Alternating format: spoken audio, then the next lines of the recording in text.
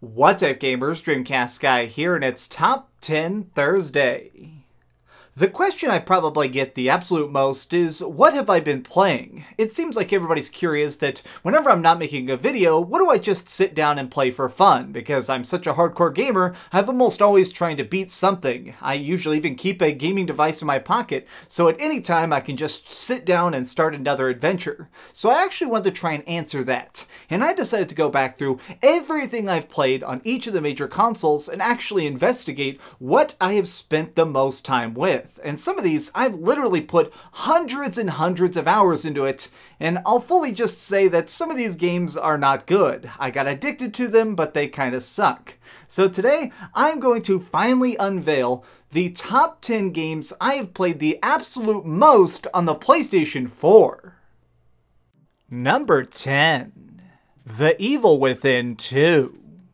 Perhaps one of the strangest things I've seen in modern gaming is there's this new group of people who get very annoyed by the idea of collectibles. The fact that if you want the complete story, you actually need to seek stuff out to find hidden items that explain more about the universe. But personally, I super love this stuff. And that's part of the reason that I played so many hours of The Evil Within 2. This game just on its own is fantastic. It's got great scares, cool environments, really good monster design, but on top of that, there is actually a really in-depth story with some really twisted elements to it. So even after I beat this game 7 or 8 times right after launch, I still want to go back through it to try and find each and every little hidden document to see what really went down in this city. Number 9. Spider-Man. You know, I don't mention this very often, but I'm actually a very big lover of comic books. The ability to see these superheroes go along saving people, doing the right thing, it's so motivating in a way, which is part of the reason that I got so incredibly addicted to Spider-Man on PS4. This game is so miraculous. It's so cool just how well it controls, how great combat feels, and all the different cool places you can go. I could not stop playing this game until I had fully explored every single square inch of Manhattan, and even then, I still want to try and do every single side quest I possibly could just to have another excuse to swing around in this gorgeous world. Number 8. Destiny. When I first started my YouTube channel many years ago, I wasn't exactly sure what I wanted to do with it, because to be quite honest, there was just so many cool games, I didn't know what to talk about first. So one of the things I actually did was, I ended up spending a bunch of hours talking about Destiny, because it was a project that really fascinated me, which meant that in order to try and cover Destiny, I played a ton of hours of this. I ended up doing separate reviews on each and every one of the main content updates, the patches, the raids, all the DLC, which really basically spells out the fact that I spent years inside the Destiny universe. To be quite honest, I do sort of regret it, because I could have beaten so many other games in that meantime, and instead, I kind of just ended up doing the same raids over and over again for Destiny loot. Number 7. The Witcher 3. There's some games that come along about once a decade, stuff that is just so epic, so different, so vast that it ends up changing the entire landscape of gaming, and I've always believed that The Witcher 3 is one of those projects. This is something that I came back to again and again, because I don't know how I could finish everything. I still haven't. I've played a ton of the downloadable content, and of course gone on several major quests, but it's just so freaking long. I have finished the main storyline, but even still, there's just so many nooks and crannies that I'll probably never fully discover, and I'm okay with that. That's actually part of the reason that I love The Witcher 3, is that I feel like it's too big for me to really fully understand it ever. Number 6. Dark Souls 3. Now, if you've been subscribed for a bit, I'm sure you know that I very much enjoyed the Dark Souls trilogy, but this one, it felt a little bit different. The third game, it managed to just be the most polished, graphically and control-wise. Because of that, I ended up going through this game again and again, trying to get every single cool weapon, making the outfits that I thought were the most awesome, and of course doing co-op. I actually went through this entire game several times with friends just to try and see how quickly we could decimate every single one of the enemies. Dueling, do everything I could just because I actually love this game. Every moment of it is so spectacular that even now looking at it, I kind of think I'm going to go back and do another playthrough of this freaking masterpiece. Number 5. Friday the 13th, the game.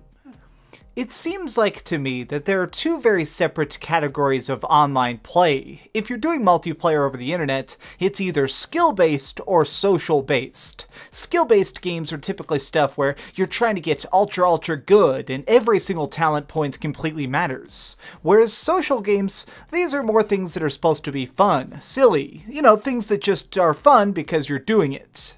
Well, Friday the 13th, the game, is very much the latter. It starts off sort of like hide and seek, with one person playing Jason, everybody else is counselors, and you try to hunt them down as quickly as possible. What's really silly about this game, though, is that you can only talk to those that are nearby. Basically, if you're near somebody, you can chat with them, unless you find a walkie-talkie. What's really silly though is that these same rules apply to Jason himself, which means that when I'm playing as him, I would do all sorts of silly voices. I'd be like smashing down cabin doors to kill people and be like Mickey Mouse, being like, "Oh, I'm gonna gut you!" It was just so exciting and goofy and weird, and I love that. I actually have played over 100 hours of this, and every bit of it was great. Number 4. Persona 5. There's often a lot of talk around the idea of a video game's length. How many hours does it take to go from the very beginning to the very end without seeing anything twice? Well, Persona 5 is easily one of the very longest games I've ever conquered because it took me nearly 100 hours for a standard playthrough. This was with nothing special, just a normal A to B run. And even still, it was so freaking exciting. Sometimes I feel like people get turned off by the idea of RPGs because they are just so dramatic and so honestly drug out. But Persona 5 is a constant mounting tension. Every single dungeon manages to increase the amount of pressure, the amount of objectives that you have to complete to save the world or watch everybody die. And I love that. Persona 5 is a super good game, and I'm glad that it's one of the things that's on this list because it's something that's very much deserves every single second we put into it. Number 3. Final Fantasy 15. Let's just get this out of the way real quick. A lot of people think that this game absolutely sucks. They don't just dislike it, they actually hate it. I am obviously not part of that camp. I'm a pretty big lover of Final Fantasy in general, but this one, it really hit a special chord with me. Watching the bond between these friends grow as they undertake this massive expedition was really ingenious to me. But something else is, I kept coming back to this game because I wanted to get every single achievement, every single trophy, every single thing I could within it, including doing all the add-on content. They ended up coming out later with these individual episodes, which basically let you control one of the heroes doing their own little side quest, and I thought that these were actually pretty dang charming. Yes, I'll admit that they're not very long and they don't really add anything super spectacular, but it kept me coming back to the Final Fantasy universe. I like trying to get all the unlockables, all the little stuff, and everything I could in Final Fantasy 15, because even though it's definitely not the best game in the series, I still very much appreciate what it is, which is why I put 140 hours into it. Number 2. Grand Theft Auto 5. To properly explain why this game is so high up on the list, despite the fact that I've played so many thousands of hours of other games, it's because, well, of a very specific reason, which is that, unfortunately, back in 2015, I was more stressed than I ever was in my life. I had just started working a management position at the bookstore, and honestly, I just had a lot of problems at home. I was in a really toxic relationship, I wasn't exactly sure what I was doing with my life, and along with this, I was trying to focus more on YouTube. I just was so lost that the stress started to get to me. To have an outlet to this though, and to keep my own sanity, I started to play Grand Theft Auto Online every single night. I'd actually log in, turn on some music, and just do the races over and over again, because it did give me a kind of peace, an ability to sort of just worry about the next turn, the next track, instead of trying to actually focus on the fact that there were so many problems in my life that I probably couldn't solve. There was a lot of therapy in Grand Theft Auto that I feel like a non-gamer would never be able to understand, so I ended up racking humongous amounts of time in this game, and I'll be honest, I'm very thankful for it. I was able to get through this incredibly dark period of my life purely because of this game. Number 1. Fortnite. Just saying that name, I'm sure that there are some people who hear that and are a little bit stunned. How the heck is DreamcastGuy, somebody who plays so many different kinds of games, completely hooked on Fortnite?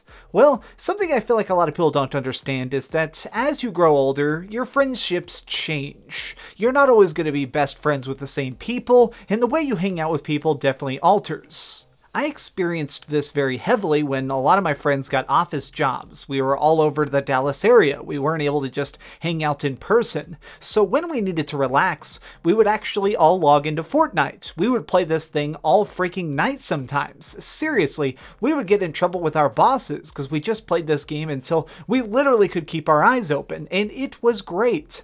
Yes, Fortnite kind of sucks. Yes, Fortnite isn't the best thing ever, but it's something that to me still holds a special place in my heart. Something that really makes this game extra cool to me is because I've actually gotten to communicate with so many fans through it. A lot of people ended up adding me when they saw what my screen name was and just invited me to random matches, which I would accept. It's really cool to be able to actually go and hang out with subscribers in this digital way and tell stories, hear good times, and just kind of make memories with strangers. It's extremely exciting, and while I've quit Fortnite now and I think the game is kind of getting worse and worse, I'm very happy that I got the chance to sit here and really soak up this time, this really good highlight of my gaming life. So while I don't exactly have a lot of pleasure in the fact that I spent nearly 300 hours in this game, it's still just something that I'm glad happened. And so for that reason, I awarded this my pick as the game that I have honestly put the very most hours on my PS4 into. Did your favorite game not make the list? Did any of these surprises manage to shock you as much as they shocked me? Tell me all about it in the comments down below. If you enjoyed this video, please give it a like, share with your friends, and subscribe if you haven't already. But do me the biggest favor of all and keep dreaming. Thanks so much for watching that video. If you want to see something else, you can always click this link to see what I put up last, or, subscribe and see what's coming up next. Also, I promise that whatever I do, it'll try not to suck.